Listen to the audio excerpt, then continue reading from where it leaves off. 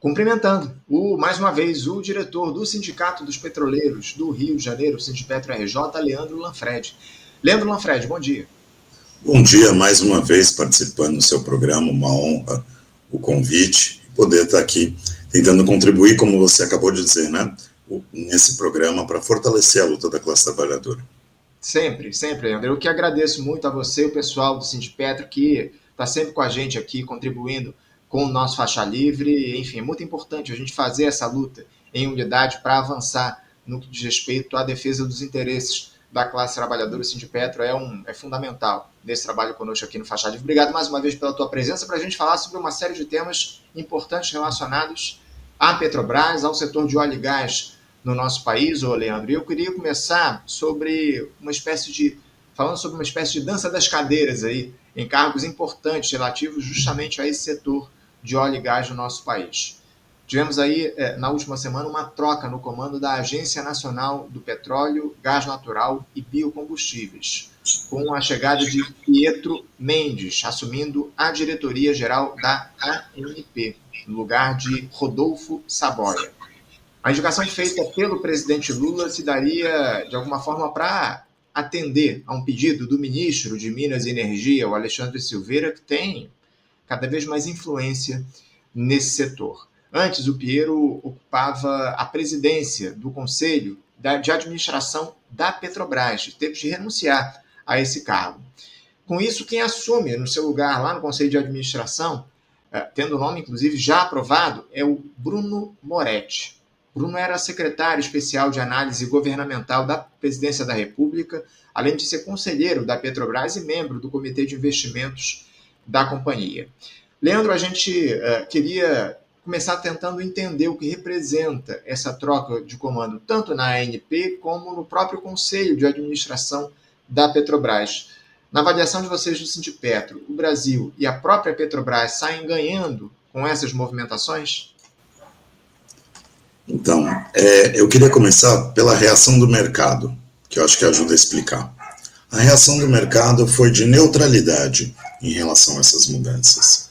São pessoas que já vêm atuando faz um tempo no ramo de petróleo e gás e que são uma continuidade de uma política que é a da Magda Chambriard, que veio ali da ANP para a Petrobras. Então a gente tem aí o Pietro Mendes indo para a ANP, que antes, alguns anos atrás, a Magda estava lá, que é o quê? É uma política que continua uma forma de privatização do nosso ramo de petróleo.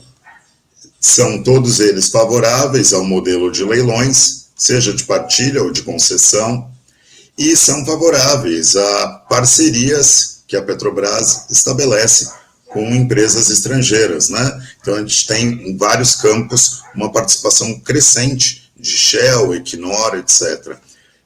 O Bruno Moretti, que já era, vamos dizer, um assessor para investimentos da Petrobras e um assessor da Secretaria-Geral da Presidência da República, ele tem uma carreira, vamos dizer, com um dos primeiros cargos relevantes que ele ocupou foi na EBSER, né?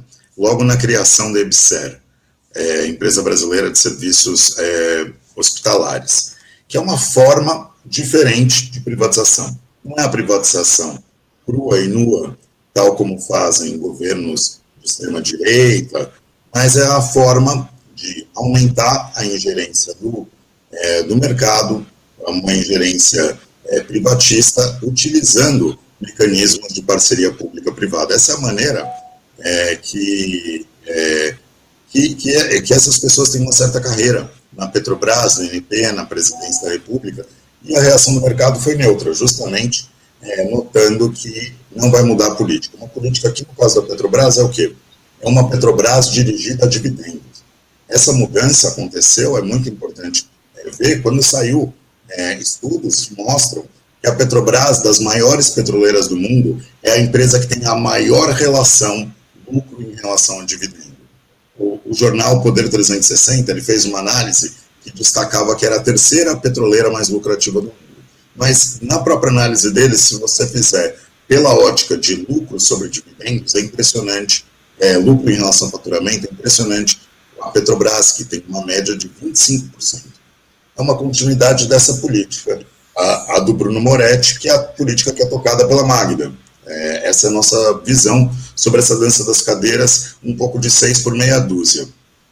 Entendo. Agora, o Leandro, essa troca no Conselho de Administração da Petrobras, para além da ANP, isso de alguma forma mexe com a atuação do Conselho? Qual é o papel do presidente? Como é que ele influencia as decisões internas no Conselho da Petrobras, da própria empresa? Fala um pouquinho sobre o papel do presidente do Conselho de Administração.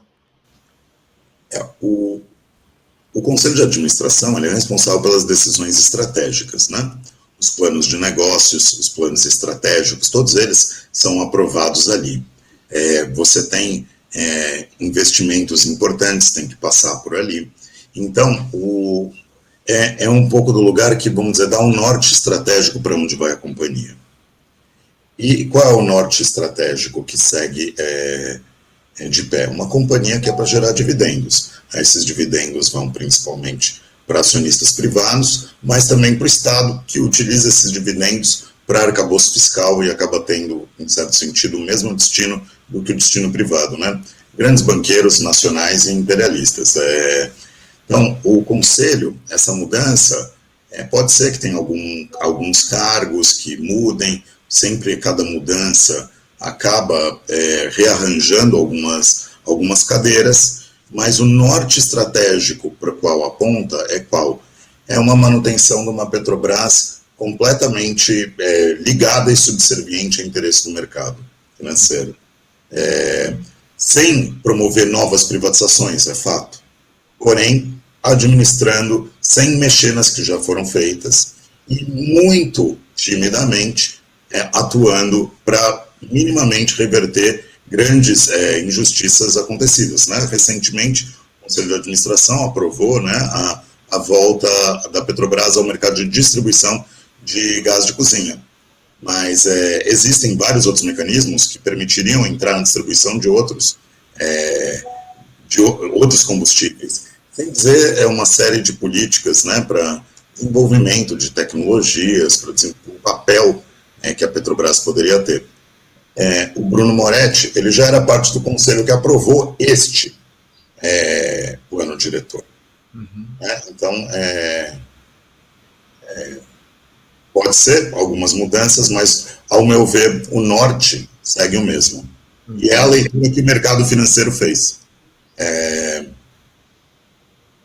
É justamente por aí. A gente, inclusive, repercutiu isso aqui no programa com vocês do Sindipetro, da Petrobras, aprovando a volta da empresa à distribuição de gás de cozinha aqui no nosso país. Ainda não está definido como é que vai ser essa volta da empresa, se vai ser criada uma nova empresa, se vão tentar recomprar a Liquigás, enfim. Mas o fato é que a Petrobras vai voltar a essa distribuição do gás de cozinha aqui no nosso país. Agora, eu acho que o que preocupa, e eu queria também uma análise tua a respeito disso, Leandro, é esse poder cada vez maior do Alexandre Silveira no setor, o ministro de Minas e Energia, que é um nome marcadamente ligado ao mercado.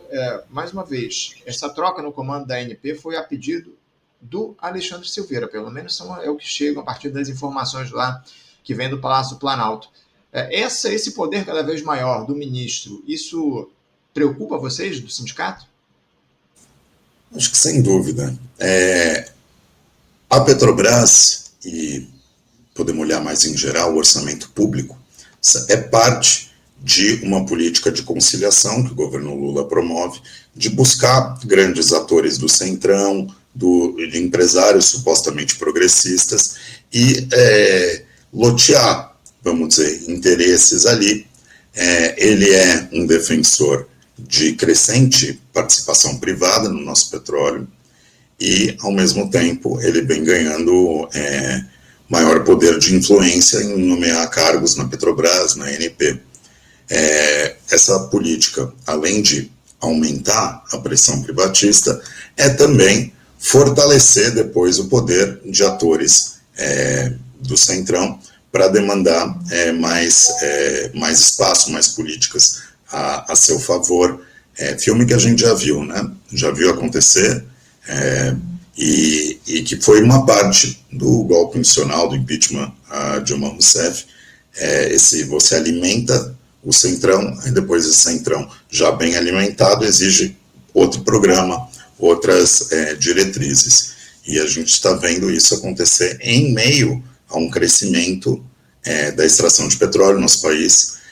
Eu acho que é inseparável também de ver a influência de Alcolumbre também na Petrobras, as decisões em relação à margem equatorial, Foz do Amazonas, uma política que gera, sobretudo, o que ela gera é aumento na nossa contribuição ao aquecimento global e dividendos para os 42% de acionistas estrangeiros que tem a Petrobras. Então, eu acho que também não dá para isolar, não é só o Silveira, né? É o Silveira, mais o Alcolumbre, uma série de outros atores que vão influindo nos rumos da maior empresa do país.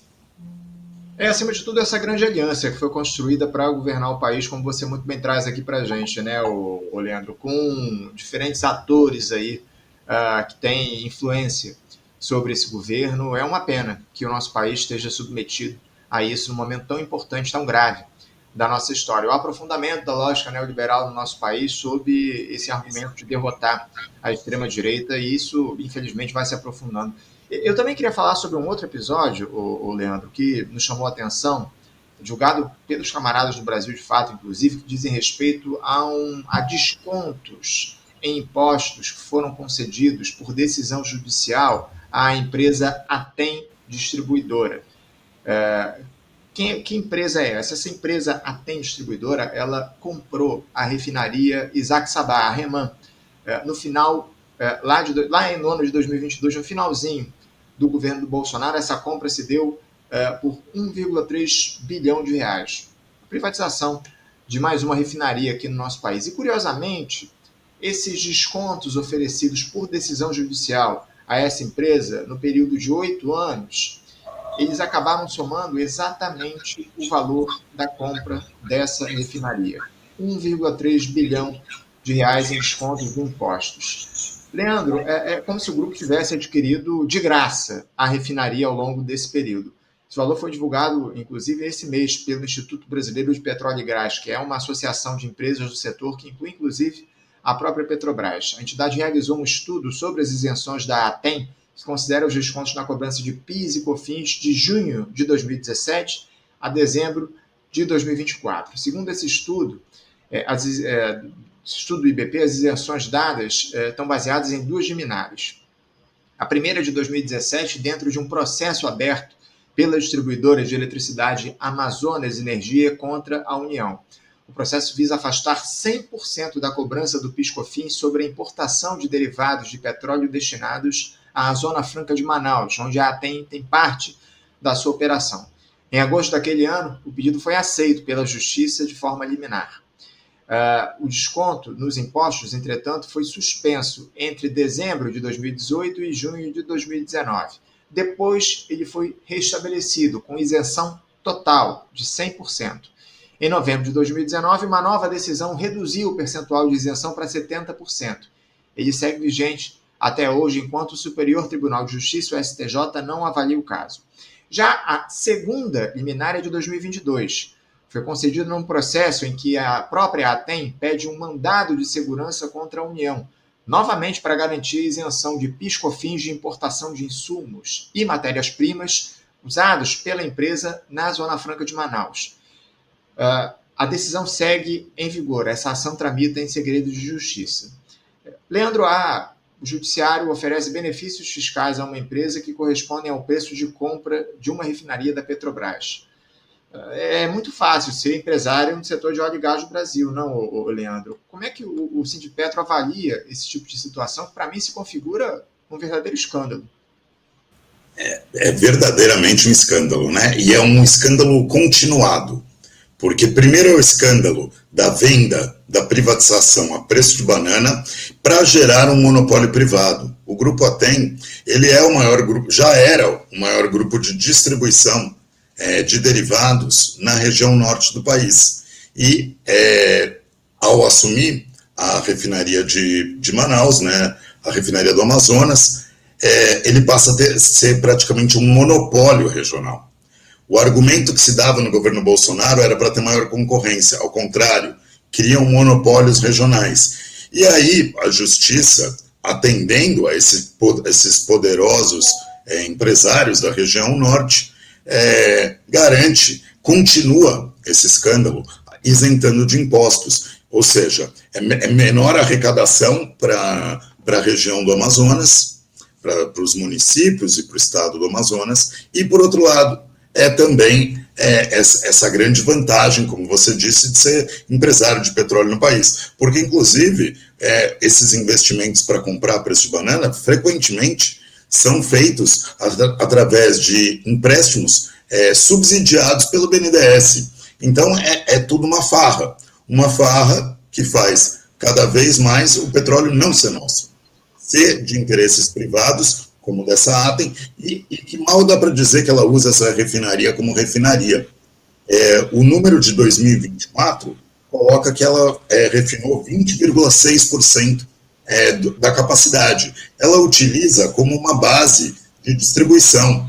Então, ela importa sem pagar imposto e vende mais caro o produto no Amazonas do que na média nacional. Então, ela não paga imposto e o produto ainda é mais caro para a população manauara do que para o resto do país, sem pagar imposto. E faz uma fraude, porque sequer é uma isenção fiscal para uma atividade industrial de refino. É isenção fiscal para importação. Ou seja, é uma transferência, inclusive, de empregos para outros países. Subsidiada pelo Estado brasileiro através de decisão do judiciário de continuar. Ao meu ver, é um escândalo continuado da privatização até aqui, com vários atores aí no meio. E aonde está a ANP? Que agora temos o Pietro Mendes como responsável. Aonde está a ANP para exigir que uma refinaria cumpra o seu papel e refine? Não está. Faz vários anos, ela só vem caindo. Ela refinava, em 2022, ano da privatização, uma média de 31 mil barris por dia. Em 2023, já tinha caído para 28.700. E no ano passado, 9.400. Sendo que ela tem a capacidade de refinar 46 mil. Cadê a ANP? Só para a gente entender rapidamente, o Leandro, então quer dizer que de 2023 para 2024, a refinaria deixou de refinar na base dos 28 mil barris de petróleo para 9 mil barris de petróleo, é isso? Em 23, ela caiu de 22 para 23, de 31 para 28. Isso. Aí de 23 para 24, de 28 para 9.400.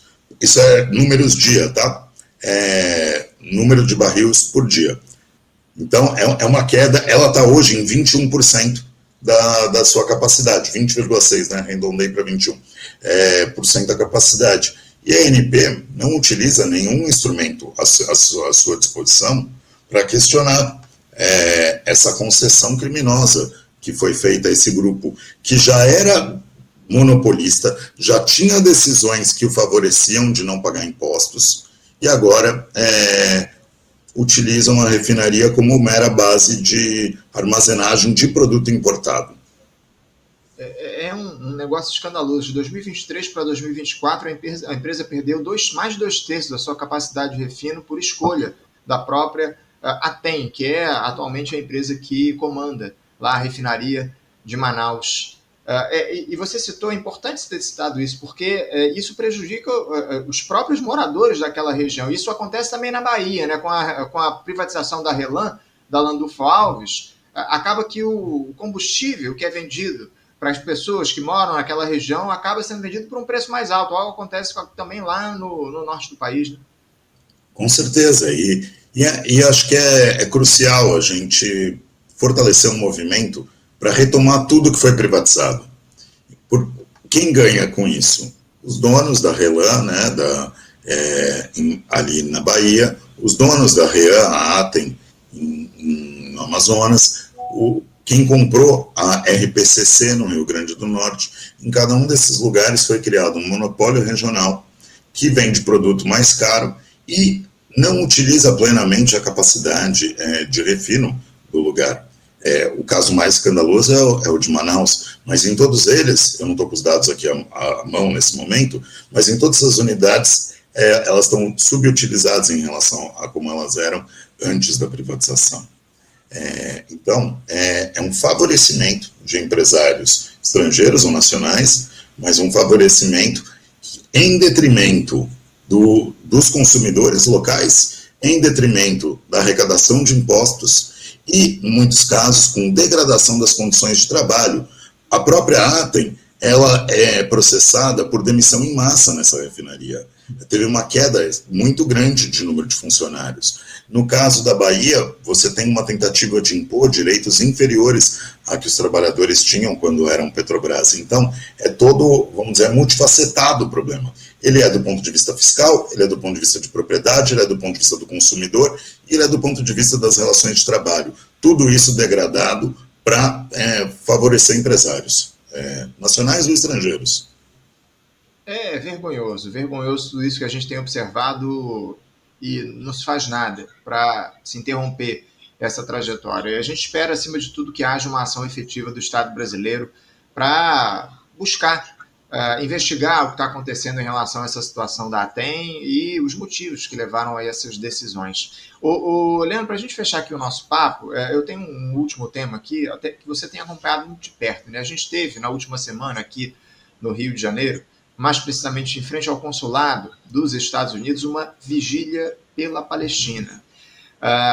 E essa vigília ela se dá contra a venda de petróleo brasileiro para o Estado sionista de Israel. Você tem feito um acompanhamento muito de perto desses números, dessa venda de petróleo que é produzido aqui no nosso país para alimentar a máquina de guerra de Benjamin Netanyahu. Eu queria que você ficasse à vontade para falar um pouco sobre essa vigília que aconteceu, vigília de 24 horas que a gente teve na semana passada lá em frente ao consulado dos Estados Unidos aqui no Rio de Janeiro, e se a Petrobras já se posicionou em relação a esse tema da venda de petróleo para Israel. Há algum tipo de compromisso em não enviar mais petróleo para alimentar a máquina de guerra de Benjamin Netanyahu? Fala um pouco como é que anda esse diálogo de vocês, do sindicato, com a Petrobras, como é que está essa situação e também sobre a vigília propriamente dita. Bem, queria começar falando que a vigília foi um movimento muito importante, né, de denúncia do imperialismo norte-americano, que vem tentando intervir no país, não só para favorecer Bolsonaro, mas também para favorecer suas empresas.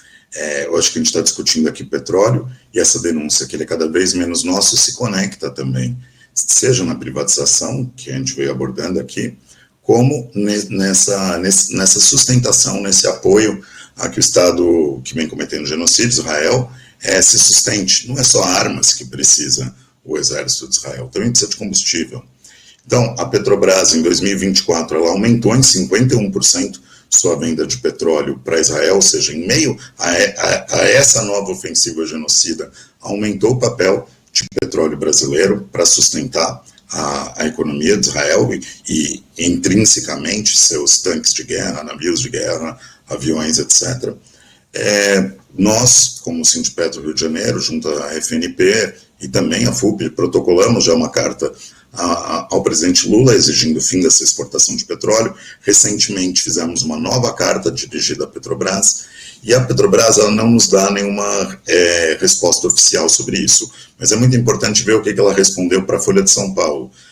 Saiu uma matéria ilustrando esse movimento pelo embargo energético, saiu ali na Folha de São Paulo. A Folha de São Paulo procurou a Petrobras respondeu o seguinte: desde outubro de 2023 não fazemos mais vendas diretas às refinarias de Israel. Bem, o que ela quis dizer é que ela faz indiretas, e a gente conseguiu comprovar que um dos principais fornecedores de derivados de petróleo para Israel, coisa que é cada vez mais importante para Israel, porque uma das suas refinarias foi danificada por mísseis iranianos, é a compra de derivados. E uma refinaria na Sardenha, na Itália, das principais fornecedoras, no mês de julho, que já vinha no impacto dessa refinaria, quase 20% das importações de Israel vieram dessa refinaria. E uma refinaria que quase 20% do que ela refina é petróleo brasileiro, inclusive da Petrobras. Então,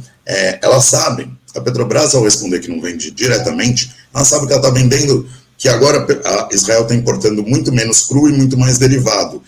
E para quem ela vende os derivados, é dos principais fornecedores para Israel. Então, está muito na moda falar de ESG, né? E responsabilidade social, ambiental. Uma das coisas mais elementares ali, né, nesse discurso empresarial de ESG, é você seguir a molécula, né? Você é responsável dela até o descarte. Bem, a sua molécula da Petrobras e de outras empresas que operam no Brasil, Equinor, Shell, Prio, todas essas têm vendido para a refinaria Saras, da Suíça Vitol, na Sardenha, que é dos principais fornecedores. Então, o petróleo brasileiro, antes, diretamente ou agora indiretamente, via um rápido pit stop na Sardenha,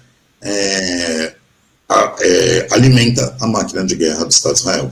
Então, queremos bem o fim de todas essas relações. Eu só queria falar mais uma coisa, como se conecta com a privatização.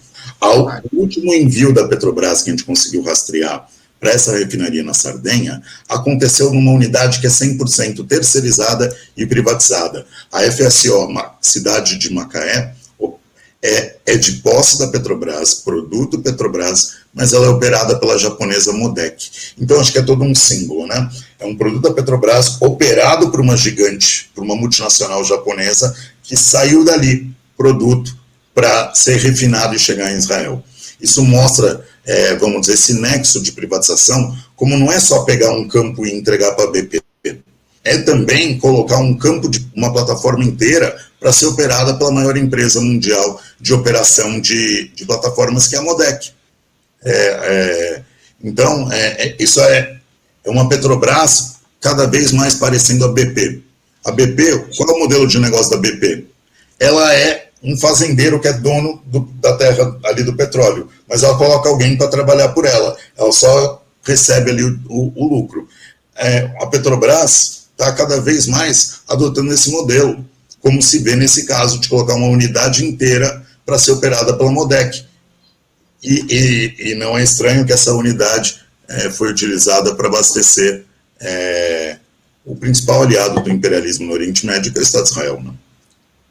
É vergonhoso, viu, Leandro? É vergonhoso que a gente esteja discutindo isso nesse momento, ainda mais porque a máquina de guerra do Estado sionista segue a todo vapor. Eu vou até colocar uma notícia que surgiu na manhã de hoje, um bombardeio a um hospital lá em Gaza, que matou 20 pessoas, entre elas brigadistas estavam no local e 4 jornalistas, no bombardeio do Estado sionista a um hospital em Gaza, como está aí a notícia na tela para vocês. A gente vai, inclusive, repercutir isso amanhã com maior profundidade no Faixa Livre, mas, como está mais do que claro, a máquina de guerra do Estado sionista segue a todo vapor. E se o Brasil não tomar uma atitude justamente nesse sentido de interromper o fornecimento de petróleo para Israel, enfim, a gente acaba se tornando complacente com esse horror que a gente observa lá no Oriente Médio, com esse morticínio de palestinos. Lamentável, a gente espera que haja uma ação efetiva do Estado brasileiro para interromper essa venda de petróleo para o Estado sionista. Leandro, a gente vai continuar acompanhando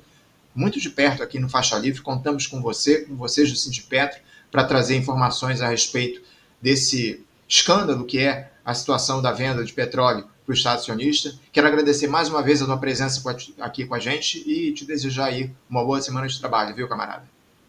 Uma boa semana para você e para cada pessoa que esteja assistindo. Obrigado aqui pelo... Leandro.